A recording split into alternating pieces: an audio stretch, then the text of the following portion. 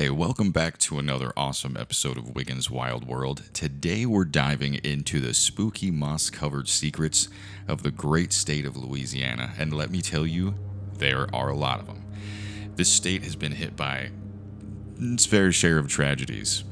Civil War, like yellow fever epidemics, countless hurricanes, fires, floods. They've left their mark on Louisiana. And also, it seems that the dead, have a lot to say. They tend to just hang around and dance freely. I don't know if it's because they have to bury their dead above the ground in crypts and stuff, but Louisiana has an interesting relationship with their deceased. Tonight, we're looking at the 13 scariest, most haunted places that seem to be true stories in the state of Louisiana. Their hauntings, the names, records, eyewitness accounts, all pointing to the question that keeps coming back. How long can stories like this echo through time before they become something completely different? I mean, we don't know what this is, but clearly stuff is speaking from beyond the grave. So buckle up, relax. It's going to be a nice spooky episode where we get to the 13 scariest true ghost stories and hauntings in the state of Louisiana.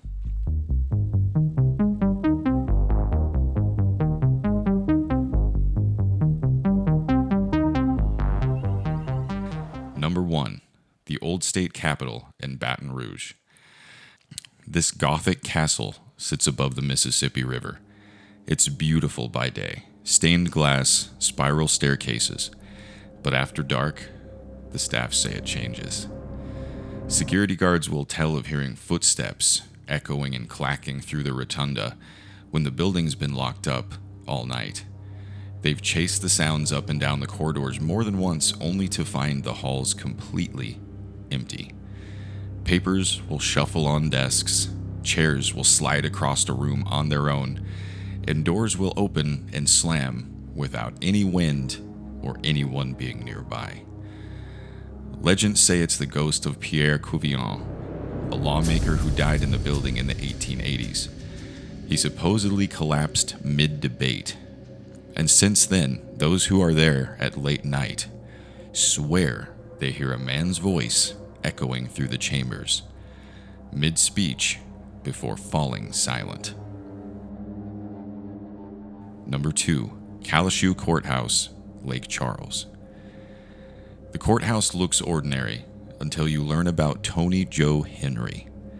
In 1942, she became the first woman in Louisiana to be executed by electric chair. She was young, defiant, and unrepentant for what she'd done until the very end. She was even said to have smiled through her execution. After she died, things in that building were never quite the same again. Lights flicker consistently. Typewriters randomly jammed over and over, and telephones would ring off the hook with nothing but static on the other line. Deputies claim to have smelt burnt hair wafting through the area, or hear a woman cackling near the old cell block. One guard swore that just after midnight, a whisper came from the darkness, "It's hot in here." And seconds later, every bulb in the hall went out. Number 3, Brennan's Restaurant, New Orleans. Brennan's is famous for their bananas Foster, white tablecloth dining, and, unfortunately, one chef who may not have moved on. Chef Paul Boulanger ran a kitchen for decades. He was known for perfection, but when he died in 1977, the kitchen crew swore that they still hear him. Pots will clang on their own, doors swing open, and the smell of lightly caramelized sugar will drift through the air hours after their closing. One night, the alarm system went off. Police arrived to find every burner knob turned to the on position, even though the power had been cut hours earlier. Number 4, Lafayette Guest House, New Orleans. Room 21 of the Lafayette Guest House has a history people don't want to talk about. During the 1800s, yellow fever swept through the city, and a young girl named Marie is said to have died in that room. Guests will still hear soft crying at night. Some have seen a reflection in the mirror of a child standing behind them who isn't really there. One visitor left in the middle of the night, leaving a note on the desk that just read plainly, "I guess she's sick again." The USS Kidd, Baton Rouge. The USS Kidd fought in World War II. It survived kamikaze attacks, and now its resting place is as a museum on the Mississippi River. But former crewmen say the ship still has plenty of company. Volunteers working overnight hear boots moving and stomping across the deck, heavy doors slamming on their own, and the unmistakable sound of the ship's bell, even though it's long been tied off.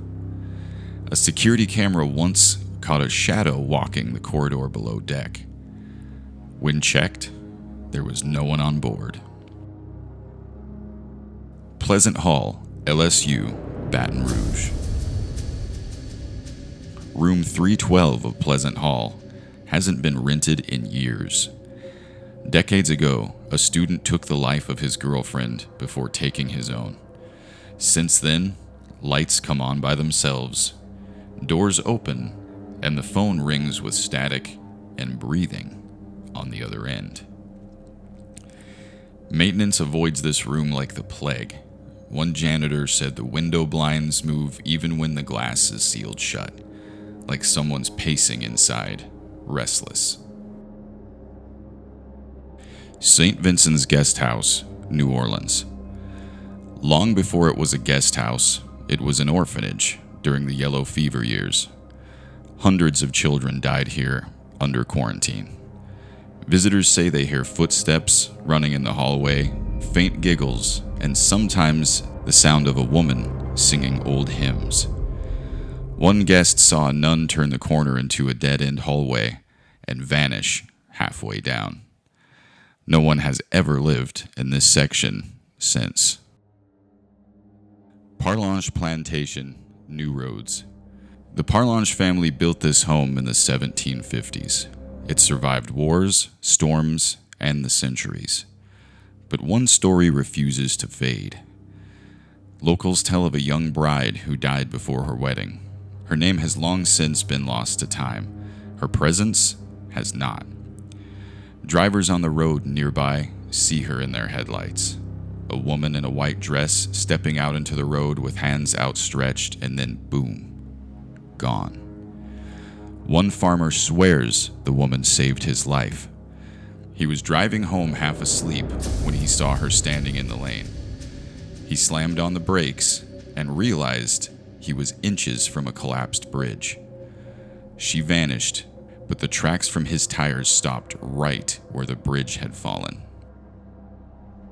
Oak Valley Plantation, Vacherie. Oak Valley's perfect symmetry hides what people whisper about after the tours end. Workers closing up for the night tend to see a man in gray on the second floor balcony. Lights turn off, and the figure disappears. One guide said a candlestick slid across the table while she spoke. A visitor once fainted when a cold hand touched hers on the staircase when no one was near.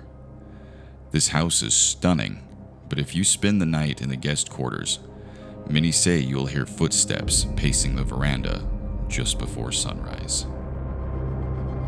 The Old Absinthe House, French Quarter, New Orleans. Built in 1806, this bar was a meeting place for the pirates Jean and Pierre Lafayette.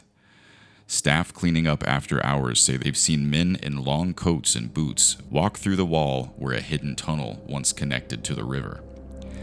One bartender heard voices speaking French in an empty upper room. When she checked, 2 glasses of absinthe were still sitting on the table, fresh, cold, and untouched. She quit the very next day. St. Louis Cemetery, number 1, New Orleans. Famed Marie Laveau, the Voodoo queen, is buried here. Visitors leave gifts on her tomb, asking for blessings or good luck.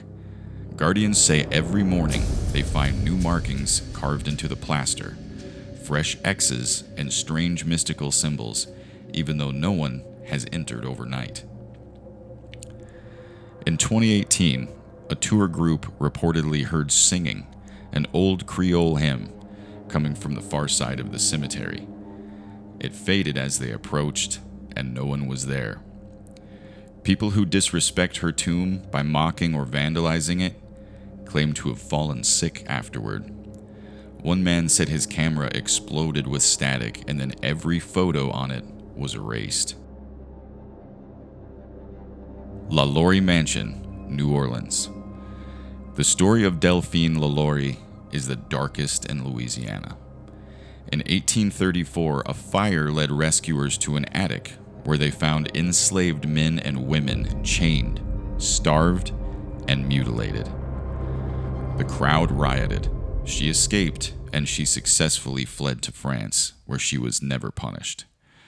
Ever since, neighbors have reported screams from the upper floors. Tenants who have lived there tell of waking up to find scratches on their arms, hearing chains dragging across the floor, and the smell of smoke that isn't there. A caretaker once quit after hearing someone whisper his name through a locked door. He opened it to an empty room, and a rope coiled neatly on the floor. The Myrtles Plantation, St. Francisville. The Myrtles isn't just haunted, it's layered with hauntings. The story of Chloe, the enslaved woman who had poisoned her master's family, is just one. Guests say they see her in photos, her green turban unmistakable. The mirror that was in the room when the family was gone seems to have children's handprints or a fog that will show up on the other side. There's also the spirit of William Winter, who was shot on the porch in 1871. He tried to climb the stairs for help and collapsed on the 17th step. To this day, guests hear those footsteps start one by one and stop halfway up. A family living there in the 1950s heard a baby crying in the parlor every night for weeks. When they finally called a priest, he told them that it was common there, a sound that went without cause, and visitors describing doors slamming, the mirror fogging from the inside, and piano keys being pressed by unseen hands. Imagine standing there in the quiet, knowing every step that you take might echo one that already belongs to someone else. Louisiana doesn't seem to bury its history, just like it's dead. It keeps it close. Every town, every street, every name carved into stone has a story that's still being told. This is Wiggins' Wild World, where history meets mystery. Make sure you subscribe, share, and join us next time as we keep chasing the truth through the dark. We'll see you on the next one.